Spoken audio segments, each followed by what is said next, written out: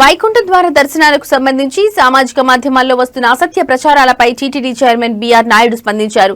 Ticket టోకెన్లు లేని వారికి తిరుమలలో అనుమతి లేదంటూ జరుగుతున్న ప్రచారాన్ని నమ్మవద్దని భక్తులకు విజ్ఞప్తి చేశారు. తిరుమలకు భక్తులు రావద్దని ప్రకటన చేసే హక్కు ఎవరికీ లేదన్నారు. టోకెన్లు కలిగిన యాత్రికులను మాత్రమే దర్శనానికి అనుమతిస్తామని చెప్పామన్నారు. 2వ తేదీ నుంచి టోకెన్లు లేకపోయినా దర్శనానికి అనుమతిస్తున్నామని తెలిపారు.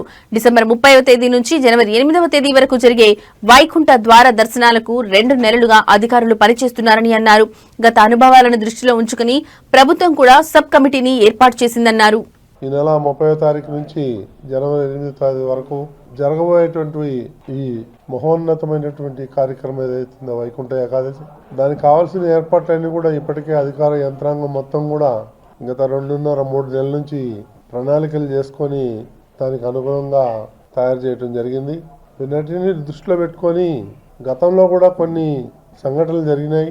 వాటన్నిటి కూడా దృష్టిలో పెట్టుకొని ఇప్పుడు గవర్నమెంట్ కూడా ఎప్పుడూ లేని విధంగా ఒక 3 మంత్రులతోని ఒక సబ్ కమిటీని వేసి వాళ్ళు కూడా స్టడీ చేసి ఎలా చేయాలి, ఏంటి, భక్తులకి అసౌకర్యం కలగకుండా ఉండాలంటే ఏం చేయాలి అనే విధంగా మనం కూలంకషంగా నిన్న కూడా చర్చించడం జరిగింది. మంత్రులు కూడా మనతో రోజు ఇంటరాక్ట్ అవుతున్నారు.